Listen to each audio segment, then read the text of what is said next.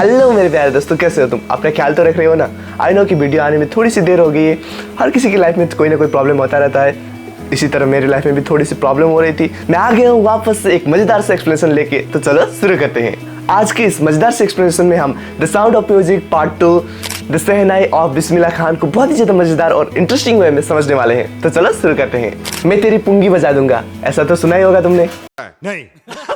शायद किसी ने एम्पायर औरंगजेब की भी पुंगी बजा दी थी, इसीलिए उसने अपने राजमहल में पुंगी को पूरी तरह से बैन कर रखा था। पुंगी को उसने बैन कर रखा था क्योंकि पुंगी की साउंड काफी ज्यादा अनप्लीजेंट थी और उसे सिर्फ शोर करने वाला एक इंस्ट्रूमेंट माना जाता था। उस टाइम पे किसी ने भी नहीं सोचा था कि उसे फिर से मॉडिफाई करके पुनर्जीवित किया जाएगा। संगीतकारों की फैमिली से एक नाई यानी कि बार्बर, हेयर कट करने वाला, हमारे तेरे बाप को मत सिखा, चल। उसने पुंगी को एक नया रूप देने का सोचा और उसकी आवाज को, अनप्लीजेंट आवाज को मधुर आवाज में बदलने का सोचा। पुंगी की मॉडिफिकेशन के लिए उसने एक लंबे से नेचुरली खुले पाइप को चुना और उसमें 7 छेद किए।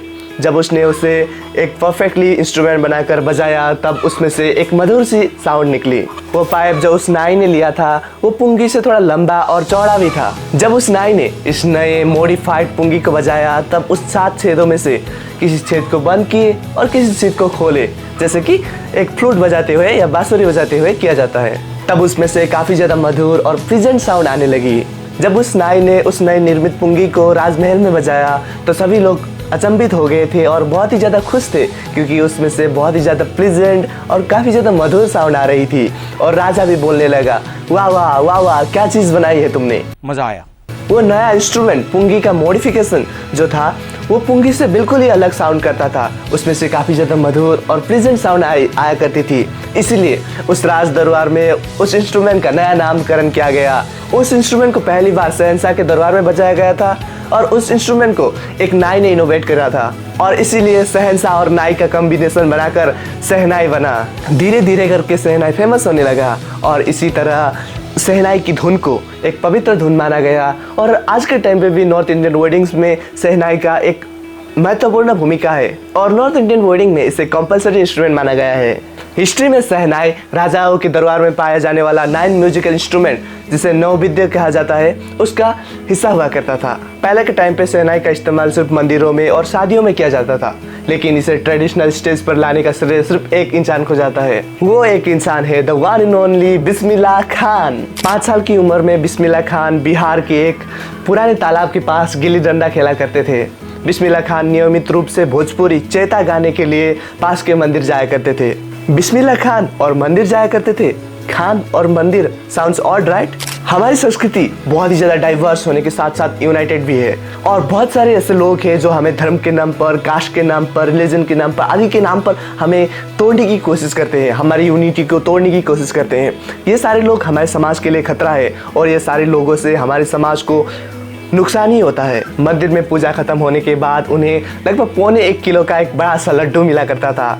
ये बात लगभग आज से 80 साल पुरानी है और उस छोटे से बच्चे ने भारत का सर्वोच्च नागरिक पुरस्कार, नागरिक सम्मान भारत रत्न पाने के लिए बहुत ज़्यादा लंबी सफ़र तय की।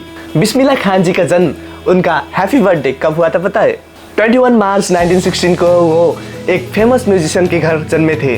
बिस्मिल्लाह खान के ग्रैंडपा रसूल बख्श खान भोजपुर राजा के दरबार में शहनाई वादक थे। उनके पिता पैगंबर बख्श खान और उनके सारे पूर्वज फेमस शहनाई वादक हुआ करते थे। ऐसे ही नहीं बिस्मिल्लाह खान फेमस शहनाई वादक बन गए, खानदान से चली आ रही है उनकी पुश्तों से। यंग उम्र में ही बिस्मिल्लाह खान ने म्यूजिक की ओर अपना रुख मोड़ लिया था। लगभग 3 साल की उम्र में जब उसकी माँ ने उसके मामा के घर बनारस प्रेजेंट वाराणसी में ले गई थी तब वो अपने मामा को शहनाई बजाते देखकर मेस्मराइज्ड यानी कि मंत्रमुग्ध हो गया था। जल्द ही बिस्मिल्लाह खान अपने मामा अली बख्श के साथ वहाँ के विष्णु मंदिर जाने लगा जहाँ पर उसके मामा अली बख्श शहनाई बजाने के लिए नियुक्त थे। उसके मामा अली बख्श शहनाई बजाया करते थे और वो घंटों उन्हें शहनाई बजाता हुआ देखता था। धीरे धीरे करके बिस्मिल्लाह खान ने अपनी मामा से शहनाई बजाना सीखा और वो घंटों शहनाई को लेकर प्रैक्टिस किया करता था। दिन भर शहनाई बजाया करता था। बालाजी और मंगलमाया मंदिर, गंगा का तट आदि जगहों पर वो बैठकर घंटों शहनाई बजाया करता था, घंटों शहनाई की प्रैक्टिस किया करता था। गंगा की बहती हुई पानी ने उसे ऐसी रागों की सृष्टि करने पर प्रेरित कर दिया जिसे सुनकर लोग मदहोश हुआ करते थे। लगभग पौने 6 साल की उम्र में वो अपने मामा के साथ इलाहाबाद गए थे संगीत सम्मेलन में। उनकी गाना खत्म होने के अंत में उस्ताद फैजल खान ने बिस्मिल्लाह खान के पीठ थपथपाकर बोला, शाबाश बेटा। बोला कि कड़ी मेहनत करो और तुम सफल हो जाओगे। सन 1938 उनकी लाइफ के लिए एक बहुत ही ज़्यादा बड़ा टर्निंग पॉइंट था। ऑल इंडिया रेडियो लखनऊ के खुलने के बाद वो रेडियो पर अक्सर सुने जाने वाले शहनाई वादक बन गए और इसके बाद उनकी पॉपुलैरिटी और भी ज़्यादा बढ़ गई। जब 15 अगस्त 1947 को इंडिया को इंडिपेंडेंस मिला, तब शहनाई के साथ इंडिया का इंडिपेंडेंस सेलिब्रेट करने वाले वो पहले शहनाई वादक थे। उन्होंने लाल किले पर अपनी दिल की बात लोगों के सामने रखी, जहां पर चाचा नेहरू भी उपस्थित थे और नेहरू जी ने अपना famous speech tourist with destiny भी वहीं पर दिया था। बिस्मिल्लाह खान जी ने भारत और भारत के बाहर भी विदेशों में बहुत ही ज़्यादा फेमस परफॉर्मेंसेस दिए हैं। उनका पहला इंटरनेशनल टूर अफगानिस्तान का था। जाहिर शाह उस्ताद ने उनकी मधुर धुन को सुनकर प्रभावित हो गए और फेमस पर्शियन कारपेट और बहुत सारे गिफ्ट्स भी उन्हें गिफ्ट में दिए थे। सिर्फ अफगानिस्तान उनकी म्यूजिक में मोहित हो जाने वाला एक अकेला राष्ट्र नहीं था, बल्कि उन्होंने बहुत सारी फिल्मों में भी काम किए हैं। फिल्म डायरेक्टर विजय भट्ट ने उनकी शहनाई को सुनकर इतनी ज़्यादा प्रभावित हुए कि उन्होंने अपना एक फिल्म का नाम ही रख दिया गूंज उठी शहनाई। वो फिल्म बहुत ही ज़्यादा हिट रही और बिस्मिल्लाह खान की रचना दिल का खिलौना है टूट गया पूरे देश भर में फेमस हो गई। सिनेमा म्यूजिक में इतनी ज़्यादा पॉपुलैरिटी के बावजूद उन्होंने सिर्फ 2 ही गाने लिखे फिल्म के लिए। पहला विजय भट्ट के लिए गूंज उठी शहनाई में और दूसरा श्रीनिवास के लिए शहनाई ओपन्या में। बिस्मिल्लाह खान कहते हैं कि वो फिल्म दुनिया की चमक धमक और बनावटीपन को बर्दाश्त नहीं कर पाए, इसीलिए उन्होंने फिर फिल्म में काम करना बंद कर दिया। उन्हें पहचान और पुरस्कार बहुत ही ज़्यादा तेज़ी से मिले। बिस्मिल्लाह खान यूएस के लिए लिंकन सेंटर हॉल में परफॉर्म करने वाले इनवाइटेड पहले इंडियन थे। उन्होंने बहुत सारे इंटरनेशनल परफॉर्मेंसेस किए और इंटरनेशनल स्टेज पर अपना नाम कमाया है और उस टाइम पे ये सारी चीज़ों को हासिल कर पाना लगभग इम्पॉसिबल सा था। बहुत सारे राष्ट्रीय पुरस्कार जैसे कि पद्मश्री, पद्म भूषण, पद्म विभूषण आदि पुरस्कारों से उन्हें सम्मानित भी किया गया था। 2001 में बिस्मिल्लाह खान को इंडिया का highest civilian award Bharat Ratna से भी सम्मानित किया गया। जब उन्हें ये पुरस्कार मिला तब उन्होंने उस पुरस्कार को गले से लगाया और उनकी आंखों में एक अलग सी चमक थी और पुरस्कार को गले से लगाकर उन्होंने कहा, हिंदुस्तान के हर बच्चे को संगीत सीखनी चाहिए।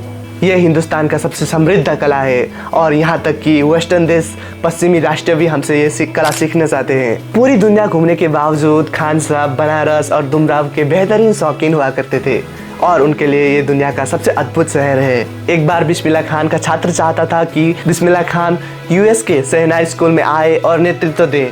यहाँ तक कि उसने वादा भी किया था कि वो बनारस की तरह हूबहू मंदिर भी बनाएगा।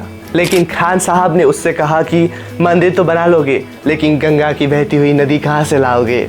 और खान साहब कहा करते थे, जब भी मैं विदेश में होता हूँ तब मैं हिंदुस्तान को देखने के लिए तड़पता हूँ और जब भी मैं मुंबई में होता हूँ तब मैं पवित्र गंगा के ख्यालों में खो जाता हूँ। हे, कैसा लगा लेसन? कमेंट करके जरूर बताना। और इस वीडियो में कौन सी चीज़ों की कमी थी और कौन सी चीज़ें इंप्रूव हो सकती है, प्लीज़ कमेंट करके जल्द से जल्द मुझे सजेस्ट करो। और इस लेसन के बहुत सारे क्वेश्चन आंसर्स डिस्क्रिप्शन में दिए हैं, वहाँ से तुम क्वेश्चन आंसर्स भी लिख सकते हो। Thank you so much for watching this video. यहाँ पर क्लिक करके पार्ट 1 को देखो। मैं मिलता हूँ तुम्हें दूसरे किसी मजेदार से वीडियो में, तब तक के लिए बाय बाय, अपना ख्याल रखना।